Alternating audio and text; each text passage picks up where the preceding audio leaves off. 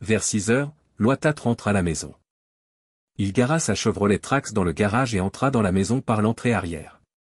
Edna, arrivée un peu plus tôt, était en train de préparer le dîner. Il la salue, mais sa femme ne répond pas. C'était inhabituel.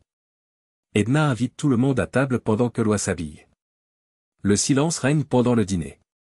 George et Jake se concentraient sur leur nourriture, et Edna restait également silencieuse. Loïs pose sa fourchette. Eh bien, dit-il, quelqu'un pourrait-il nous expliquer ce qui s'est passé? Quelqu'un voudrait-il nous expliquer ce qui se passe? Silence. Quelqu'un a cassé quelque chose ou a eu des ennuis? Edna répond, ni l'un ni l'autre. C'est juste que techniquement, je ne suis pas leur mère biologique, comme George l'a découvert récemment. Pas la mienne non plus, ajoute Jake, le fils cadet. Je vois, dit Lois. Alors, dites-moi, mes chéris. Maman Edna est-elle une mauvaise mère? Mais elle n'est pas notre mère biologique, dit George. Est-ce qu'elle vous traite mal, alors? Ne vous aime-t-elle pas? Est-elle méchante? Non, elle ne l'est pas, papa, objecte George. Je veux juste savoir qui est ma mère biologique. Edna était assise, pâle comme un linge, non préparée à cette révélation venue de nulle part. Où as-tu appris cela, George? Demande Lois. À l'école.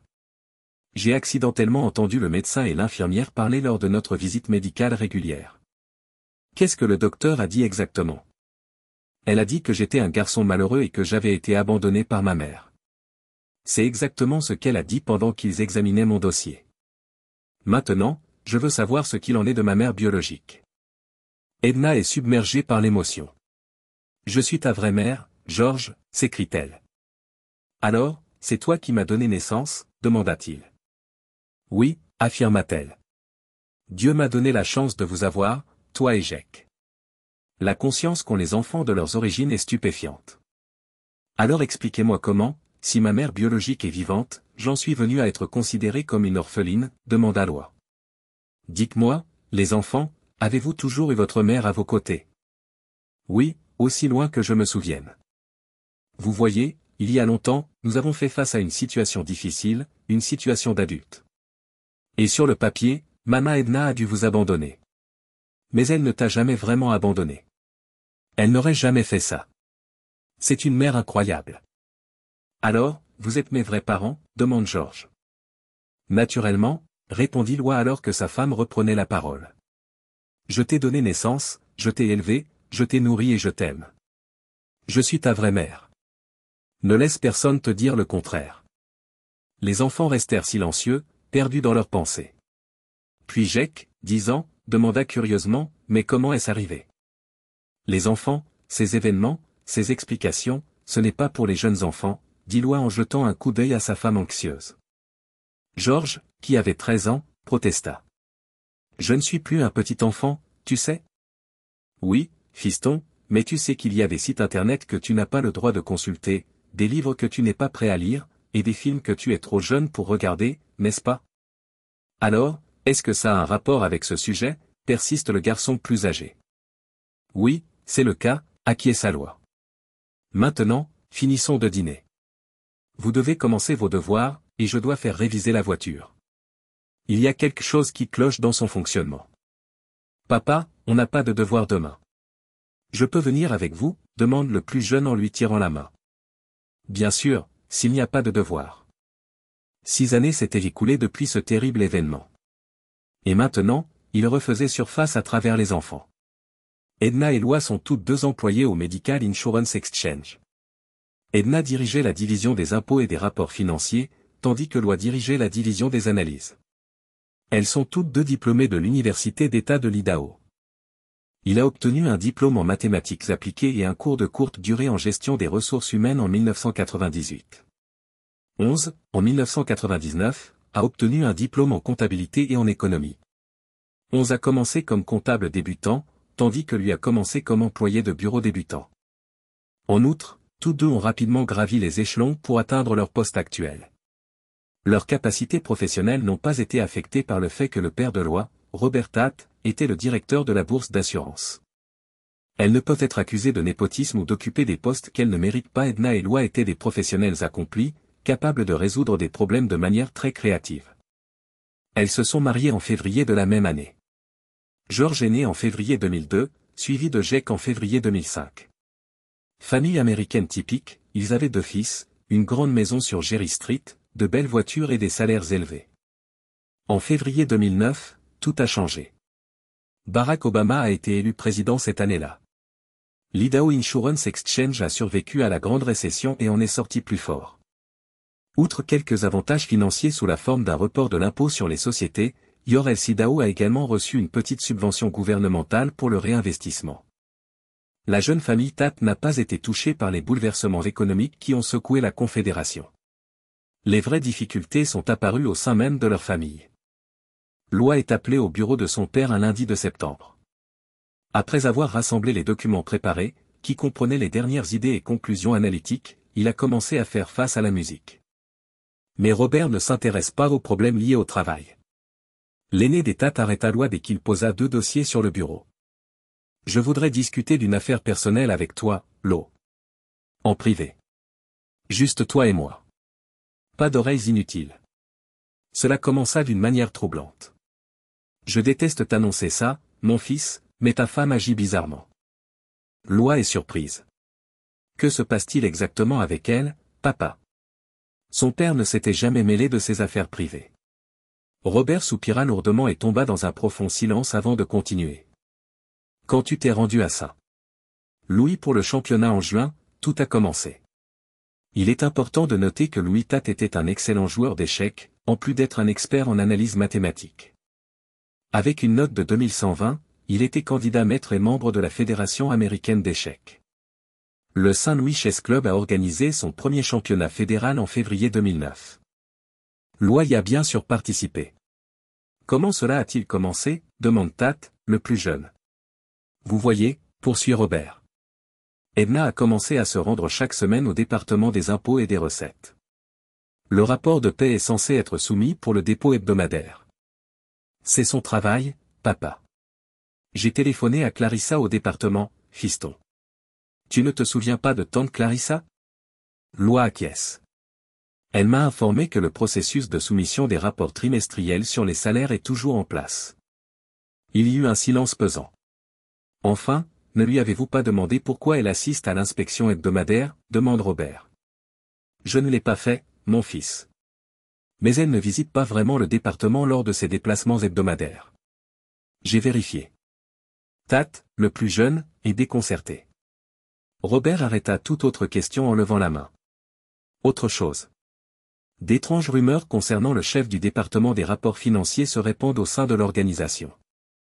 Papa, tu rassembles des ragots? As-tu des informateurs à la bourse?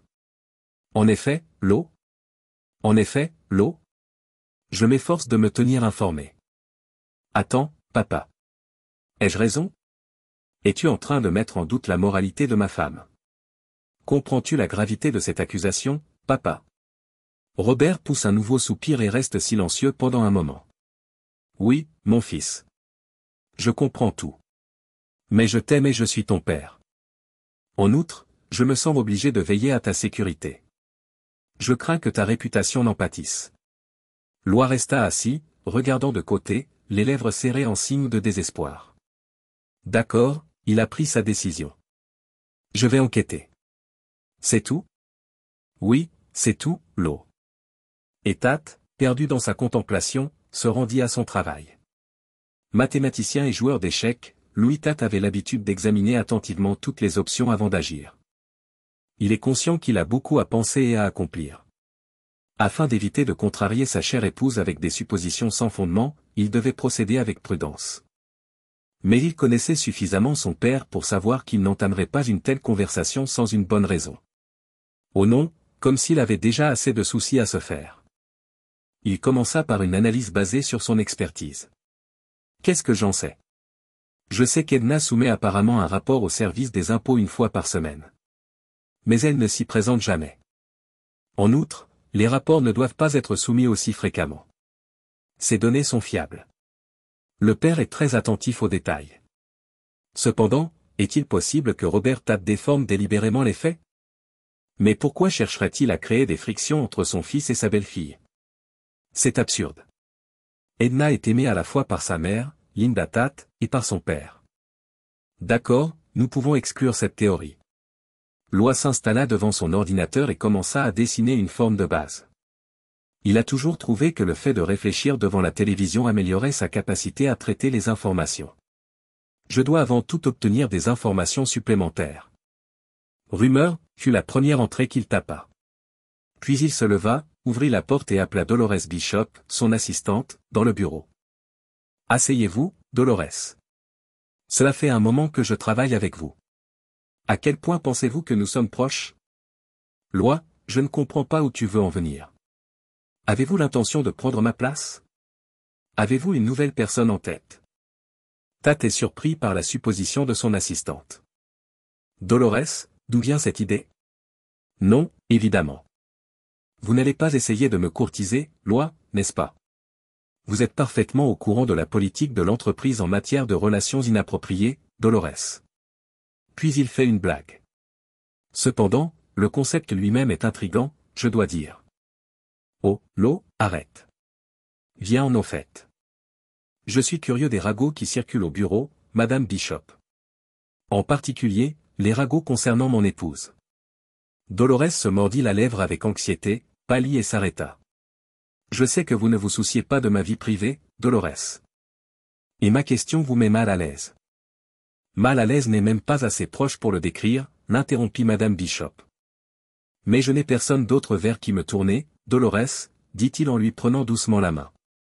Je ne sais pas quoi faire, comprenez-moi bien. Il se passe quelque chose. Ma famille vit quelque chose, mais je ne sais pas trop ce que c'est. Il ne quitte pas son assistante des yeux, observant sa réaction. Vous gagnez $18 en ce moment, Dolores. $25 de l'heure, c'est bien ça? Bishop acquiesce. Pour vous obtenir au moins 20, je négocierai avec la direction. Vous le méritez, néanmoins. Bishop commença à répondre, mais Loi l'interrompit. Attendez une minute. Quelle que soit l'issue de cette discussion, Dolores, je ferai en sorte que les choses se fassent aussi vite que possible. Cependant, je serais très reconnaissant si vous pouviez m'aider. Oh non, Lo?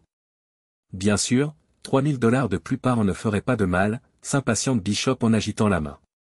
Oh, oubliez cela. Mais ce n'est pas une question d'argent, Loi. Mais ce n'est pas une question d'argent, Loi. Vous comprenez? Tout ce que je veux, c'est vous aider. Elle marque une pause, puis poursuit. Les rumeurs, donc. Les gens prétendent que le chauffeur de votre père est Edna. Quel est son nom? Tate a répondu, Pete Spencer. Exact. Ils auraient une liaison tous les deux. C'est tout? C'est tout? Pas de détails. Seulement des rumeurs. Dolores, je vois. Je vous remercie. Vous avez été très utile. Demande l'évêque avant de partir. Mais qu'en est-il de notre accord? Naturellement. Vous êtes une de mes alliés les plus fiables. Dolores sortit avec un sourire narquois. Loi retourna à son ordinateur, ajouta Pete Spencer comme nouvelle rumeur, et la raya rapidement. Il se dirigea ensuite vers le parking des employés de la bourse. La Lincoln Navigator de son père était garée à la 3e place et il balaya la zone du regard. Pete était à l'intérieur, en train de nettoyer les sièges en cuir naturel avec un petit aspirateur. Tate s'approcha et serra poliment la main du jeune homme. J'ai une question à vous poser, Pete. Allez-y, superviseur. Allez, s'il vous plaît. Maître. Dieu m'en garde, quel patron. Écoutez, j'ai une question. Ma femme, Edna, vous occupe, n'est-ce pas? Vous devez l'emmener à chaque fois au bureau des impôts. Elle conduit sa propre voiture. Mon père n'est pas fâché? Non, Loi. Madame. Je suppose que c'est la préférence de Tate de voyager dans le confort. Cependant, vous l'attendez au bureau des impôts jusqu'à ce qu'elle ait terminé, n'est-ce pas? Non, j'ai un téléphone, Loi. Je peux être là immédiatement si le patron a besoin de moi. Avant de conduire madame. J'appelle constamment Tate où qu'il soit, et ça ne le dérange pas. Alors, patron, ne vous inquiétez pas, conduire votre femme au département ne me dérange pas. Loi est restée là à réfléchir. Loi est restée là à réfléchir. Assurez-vous simplement que cela n'interfère pas avec votre travail. À bientôt. Ils se serrèrent la main une nouvelle fois avant de se séparer. Tat retourne à son bureau et réfléchit un moment. Bêtement. Ce n'est pas lui qui a poussé Edna à se rendre au service. Et pourquoi couvrirait-il la liaison de quelqu'un? De plus, ma femme ne me tromperait jamais avec un inconnu. Elle se contenterait de rouler seule dans sa Kia Rio. Par conséquent, les rumeurs sont probablement fondées. Loi a rayé l'entrée correspondant à Ted Spencer. Sous l'œil attentif de Dolores, il entra dans la zone de réception, se prépara une tasse de café et retourna à son bureau. Il s'assit et sirota la boisson chaude. Il était déterminé, il ajouta « détective » à sa liste. Il a ensuite décroché le téléphone. « Tu es occupé, papa ?»« Oh, non. À quoi penses-tu? Connais-tu une agence de détectives réputée ?» Un long silence. Puis Robert demande poliment, « Est-ce que c'est pour un usage privé ?»« En effet, mon père. »« Très privé. »« D'accord, je vais le chercher. » Écrivez ceci. Castor JS est une société d'investigation privée. Leur numéro de portable. Vous comprenez? Je fais occasionnellement appel à leur service pour des questions spécifiques liées au personnel. Merci, papa. Une autre question. Quand Edna rend-elle ses rapports? Le mardi dans l'après-midi. Je comprends. Merci. J'espère que tu ne feras rien de stupide, Loi. Non, papa. Je n'agirai pas de façon imprudente. Il sort son téléphone portable. C'est juste Castor. Bonjour. Je voudrais organiser une surveillance confidentielle. En effet. C'est le type de service que nous proposons. Que espérez-vous apprendre de cette surveillance? Je soupçonne une infidélité. Je vois. Nous facturons $220 par heure de surveillance ou $3500 en une seule fois. 3,5. Je suis d'accord. Ils discutent des itinéraires, du sujet de la surveillance et des types de documents qui seront inclus dans le rapport final. Ils ont faxé les contrats signés dans les deux sens. Loi fournit également des informations sur la limousine de son père et une photo en ligne de sa femme. Il conclut la discussion, satisfait de l'arrangement. Loi raya, détective, de sa liste. Les 4 jours précédant le mardi semblent s'étirer à l'infini. L'attitude d'Edna ne laisse pas deviner que cette femme heureuse et travailleuse est continuellement infidèle à son mari. Loïs s'efforce également de se comporter normalement, mais il s'abstient de tout contact, prétextant qu'il est juste un peu mal à l'aise. Tout cela n'est peut-être qu'un malentendu ridicule. Il espère ardemment que tout se réglera à l'amiable et que son épouse et lui riront un jour de ses soupçons. Non, il ne dirait rien à Edna si leur mariage n'avait pas été trahi. Pas un mot. Il emporterait le secret dans l'au-delà. Le mardi s'écoula. Puis, le mercredi matin, il geste l'appela et lui demanda de venir chercher le matériel. Il s'est arrêté, ce n'était pas très loin. 2 feuilles imprimées et une clé USB lui sont remises. Ils l'ont informé que les pages imprimées contenaient un compte rendu minute par minute des activités du sujet. Le matériel vidéo se trouve sur la clé USB. La qualité de l'image est superbe, mais il n'y a pas de son. Cela confirme-t-il exactement ses soupçons? Avec prudence, Tat pose la question. L'enquêteur lui répond, « Je ne sais pas ce que vous soupçonnez, mais je vous déconseille de regarder la vidéo si vous êtes le mari de la victime. Et si vous le faites, essayez d'éviter toute action irréfléchie. » Loi paya en silence et s'éloigna. Il se rendit directement chez son père. Il entra après avoir attendu dans la salle de réception la conclusion de quelques conversations en cours. « J'ai besoin de ton aide, papa. »« Fils, bien sûr. »« Toujours. »« J'ai une vidéo à voir. »« J'ai reçu une clé USB aujourd'hui. »« Comment va ton ordinateur ?» demande son père, surpris. « Pendant que je la regarde, j'ai besoin de toi à mes côtés. Je doute que je sois capable de me contrôler et de ne pas me précipiter pour tuer quelqu'un. » Bien sûr, c'est exagéré, mais je demande, ajoute Loi. D'accord, mon fils, d'accord. J'ai compris. J'arrive tout de suite. Loi brancha la clé USB sur le port USB de la télévision. Que pourrait-il dire alors? Tout était là.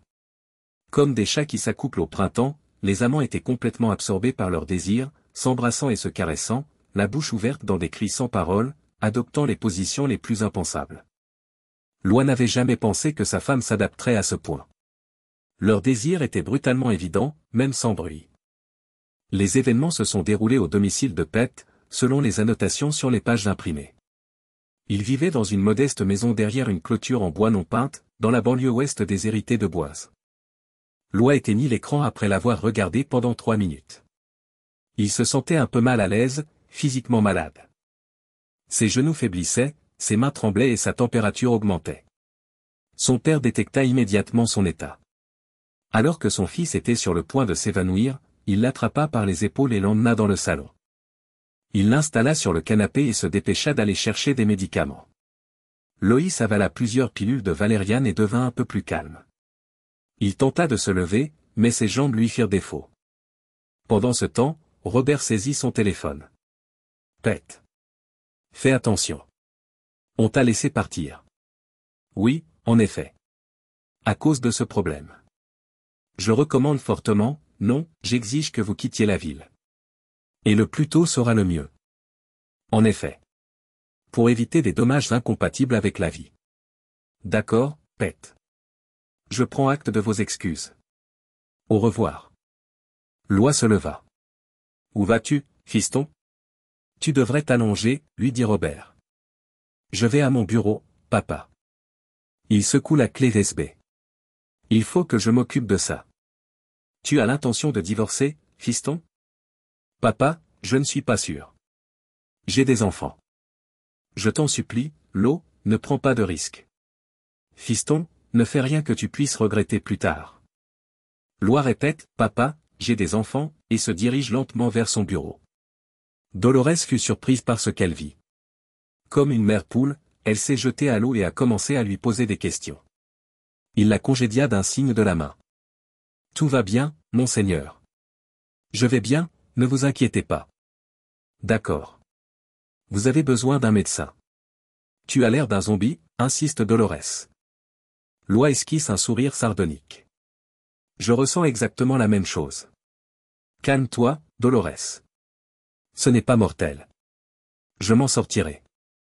Bien sûr, Dolores savait exactement ce qui avait causé son état. Elle se connaissait bien, ayant travaillé côte à côte pendant 7 ans.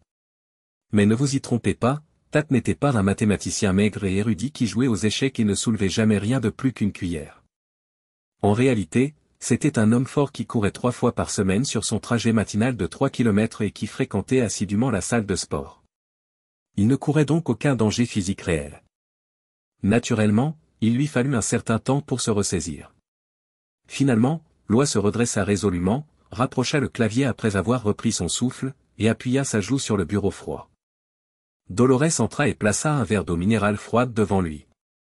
Sa main se posa sur la sienne. Je vous suis reconnaissant, Dolores. Je vous remercie. Je vais bien, ne vous inquiétez pas, dit-il.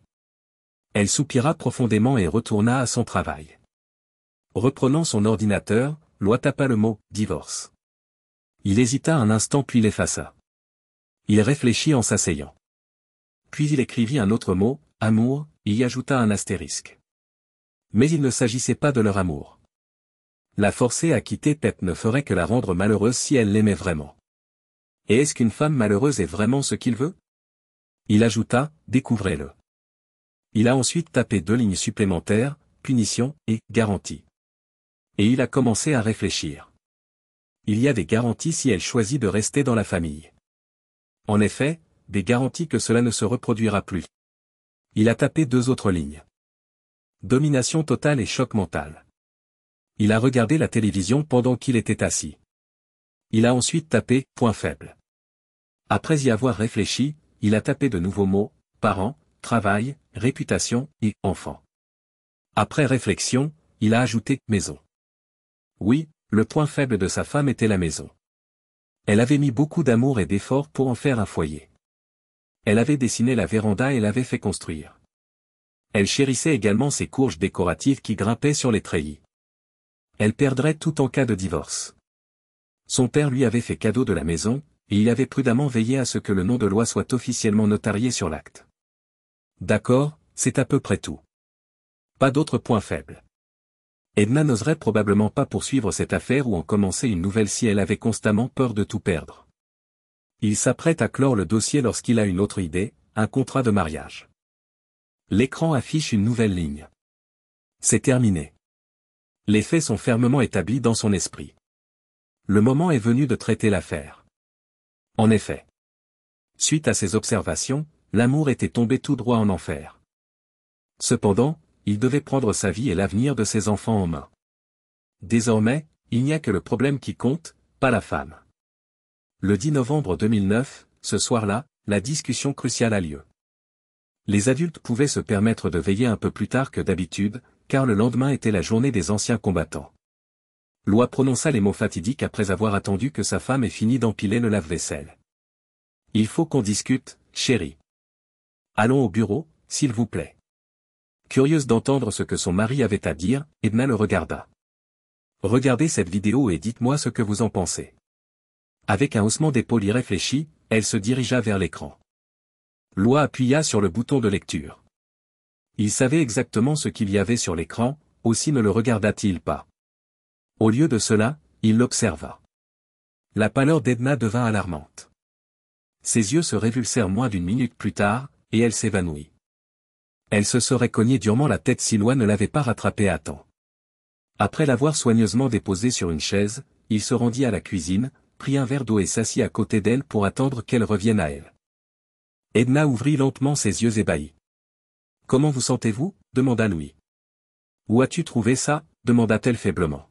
« Je vous promets, Edna, que ce n'est pas important pour le moment. »« Prenez de l'eau » dit-il en lui tendant un verre. Elle en prit une gorgée docilement. « Êtes-vous capable de parler maintenant » demanda Loi. « Ou devrions-nous attendre jusqu'à demain pour avoir cette discussion, ma chérie ? » Nous devrions en parler demain, d'accord, répondit-elle. J'ai failli mourir quand j'ai vu ça, avoua-t-il. Je pense que tu devrais t'allonger. Vous n'avez pas l'air bien. Après l'avoir guidée jusqu'à la chambre, il posa le verre d'eau sur la table de nuit et l'aida à se mettre au lit. Dois-je vous aider à vous déshabiller ? Oui, s'il vous plaît, dit-elle. Avec l'intention de passer la nuit sur le canapé, Louis déshabilla sa femme, l'enveloppa dans une couverture et se rendit à son bureau. Le lendemain, l'aube est ensoleillée mais fraîche, 36 degrés Fahrenheit, soit 2 degrés Celsius. On pouvait voir son souffle dans l'air. Le matin, la famille a assisté à la procession des vétérans et des athlètes au Memorial Stadium. Ils sont ensuite rentrés chez eux après avoir déposé les enfants chez les parents de Loi. Il était temps d'avoir une conversation. Comme deux personnes dans une négociation formelle, ils s'assirent l'un en face de l'autre à la table du salon. Le silence remplit l'espace entre eux. Ils auraient pu rester assis en silence toute la journée, mais à un moment donné, ils devaient commencer à parler. Loi est la première à poser une question. « Ed, es-tu amoureuse de lui ?» Elle se massa le visage avec ses mains et soupira profondément. « Tu sais, commença-t-elle, non. Loi, il ne représentait rien pour moi. » Son mari lui fait signe d'arrêter en levant la main. Puis il fouilla dans un tiroir et en sortit une brochure intitulée « Excuses utilisées par les tricheurs », qu'il fit glisser sur la table en direction de la jeune femme. « Cela ne m'intéresse pas », explique-t-il en remarquant son air perplexe. « Je veux savoir à quel point tu l'apprécies. Cela vous dérangerait-il si je le détruisais ? Bien sûr, je serais bouleversé, ma chérie. Il te mettrait en prison. Je ne vais pas le tuer ou l'estropier. Je vais juste ruiner sa vie. Il ne vivra ni ne travaillera plus à Boise, au moins. » Edna baisse les yeux, sans rien dire. « Et puis, quand il sera fauché et sans emploi, je prendrai une décision à son sujet. Que pensez-vous honnêtement de lui ? Dis-moi la vérité. Je ne veux pas que tu te lamentes sur sa tombe ou que tu t'évanouisses à nouveau. » L'eau, ma chérie, ne le laisse pas gâcher ta vie, interrompt Edna.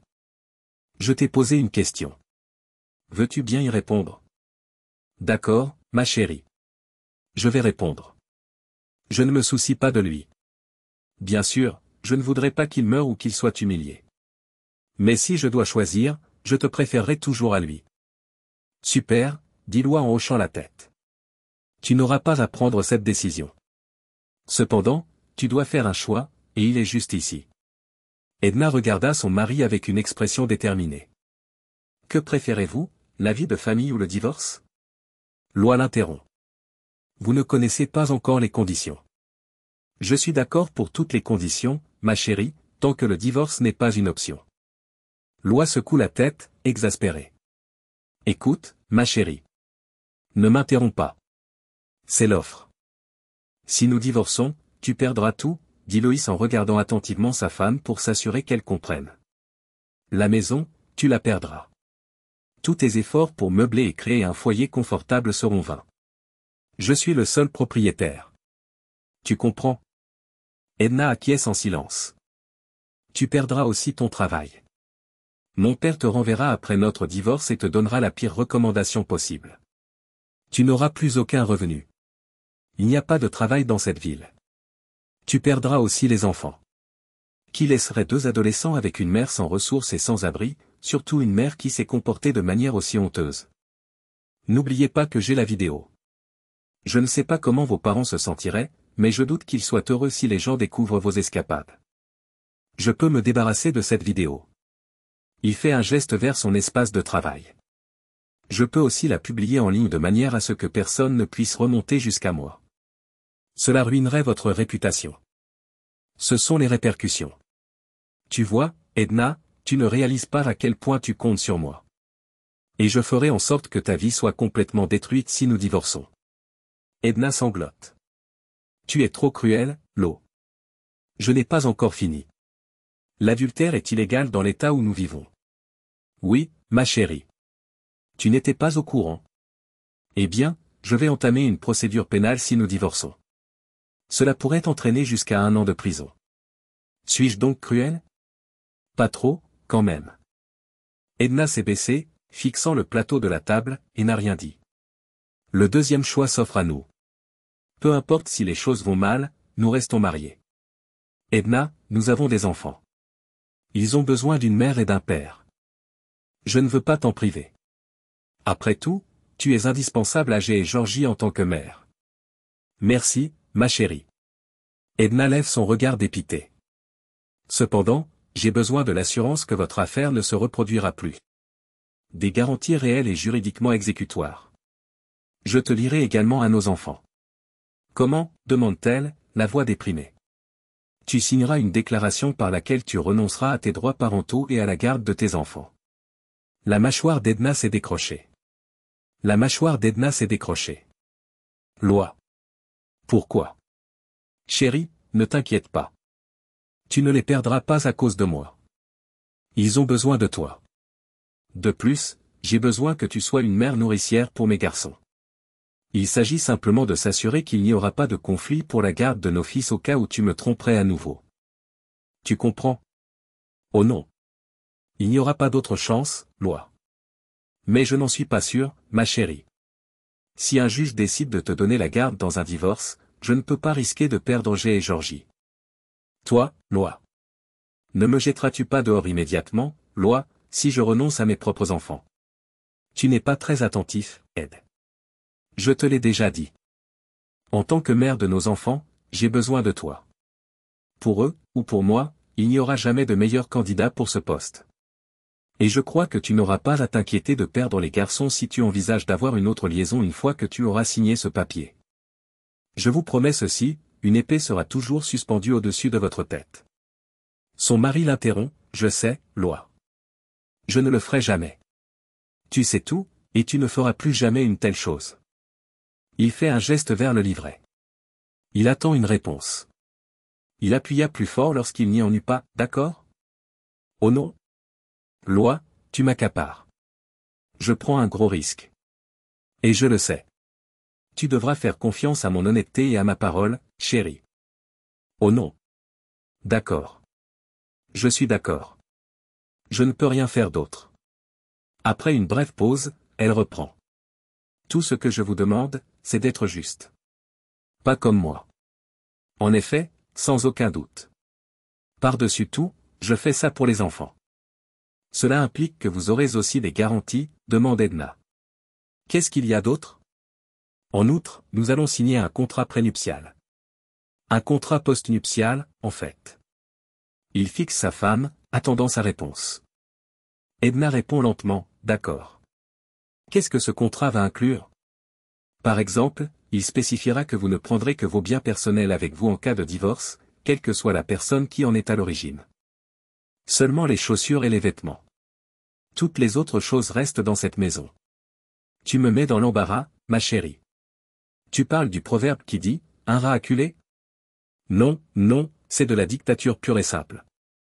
De plus, je suis incapable de le réfuter. Est-ce juste à votre avis? Edna fait un signe de tête aigre. En effet. Naturellement, c'est juste. Edna Tate était une personne sensée. Loi n'attendait rien de moins d'elle. Tout avait été calculé et planifié. L'accord stipulerait également ma liberté en matière d'affaires privées, ajouta-t-il. En d'autres termes, vous pourrez prendre une maîtresse? Bien sûr, mon amour. Bien sûr, mon amour. J'ai besoin d'une compagne parce que je suis un homme. Je ne pourrai pas avoir de relation intime avec toi pendant un certain temps, pour des raisons évidentes. Tu le sais toi-même. Mais je pense que j'ai maintenant droit à une certaine liberté et je ne veux pas souffrir de l'abstinence. Dolores sera-t-elle la bonne? Monseigneur, Dolores? Edna. Êtes-vous devenu fou? Il a fait le calcul, et elle est plus âgée que moi. 6 ans. Elle est aussi mariée. Non, ma chérie, Dolores n'est pas faite pour ce poste. D'accord, continuons. Il y a autre chose, demande sa femme, surprise. Bien sûr. Nous vous fournirons également un système de surveillance dans le cadre de notre accord, des capteurs pour la surveillance et le suivi GPS. Je n'ai pas encore pris de décision. Je vais en parler à des experts. Cependant, je saurai toujours où vous vous trouvez. J'entendrai ce que vous avez à dire. Une surveillance complète sera mise en place. Cependant, regardez. C'est un peu excessif, tu ne trouves pas? Non, ma chérie. Pour assurer une vie décente à nos enfants, je dois travailler. Et mon travail en pâtira si je commence à me poser des questions comme « Où es-tu » et « Avec qui es-tu » ce qui, avouons-le, est inévitable dans ma situation. Vous êtes d'accord? D'accord, Loi. Il n'y a rien que je puisse faire. Je l'accepte. Tout a été arrangé par vous. Votre intelligence est ce que je trouve le plus admirable chez vous. Cependant, j'ai une question. Je t'entends, ma chérie. Tu ne veux pas savoir comment et pourquoi c'est arrivé. Notre relation changerait-elle d'une manière ou d'une autre? Je n'en suis pas sûr. Peut-être que oui. D'accord. Donne une explication rapide sans entrer dans les détails. Tout ce qui s'est passé avec Pet était uniquement physique, Loi, mon amour. Loi fit un geste vers le livret. Edna acquiesce. Oui, je suis au courant. Mais seriez-vous encore en train de parler de divorce si j'avais simplement acheté un jouet et si j'en avais été heureuse? Un jouet ne se vanterait pas d'avoir couché avec un cadre supérieur qui se trouve être la belle-fille de son patron, tu vois, ma chérie. Oui, c'est exact. Mais tu veux connaître les détails, n'est-ce pas? Pourquoi ai-je cherché à m'épanouir ailleurs plutôt qu'avec toi? Si tu n'étais pas content de moi, Ed, attends que je finisse. Pourquoi ne m'en as-tu pas parlé si tu étais malheureuse? Nous aurions pu résoudre n'importe quel problème, à mon avis. N'importe quel problème, j'en suis sûr. Après une petite pause, il a ajouté, de plus, ce n'est pas grave si je ne te rendais pas heureuse au lit. L'intimité entre nous n'est pas possible pour le moment. Nous pourrons en discuter une fois notre relation rétablie. Edna a suivi les instructions à la lettre. Pouvait-elle faire autre chose? Ils abordent à nouveau le sujet après Noël, 3 ans plus tard. Alors qu'ils étaient seuls, sa femme lui demanda, « Tu ne crois pas qu'il est temps de retourner dans la chambre à coucher, Loi?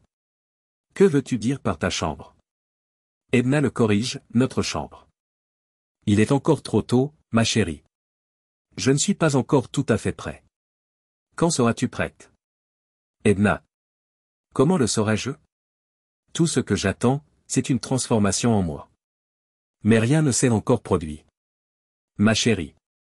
Je crois que nous devrions partager un lit. Peut-être que cela accélérerait le processus. Loi fit une pause pour réfléchir. Je ne crois pas que ce soit une bonne idée, ma chérie. Je n'aurai pas une bonne nuit de sommeil avec toi à mes côtés parce que j'ai pris l'habitude de dormir seul. De plus, Edna, je m'excuse, mais tu ronfles. Donc, non?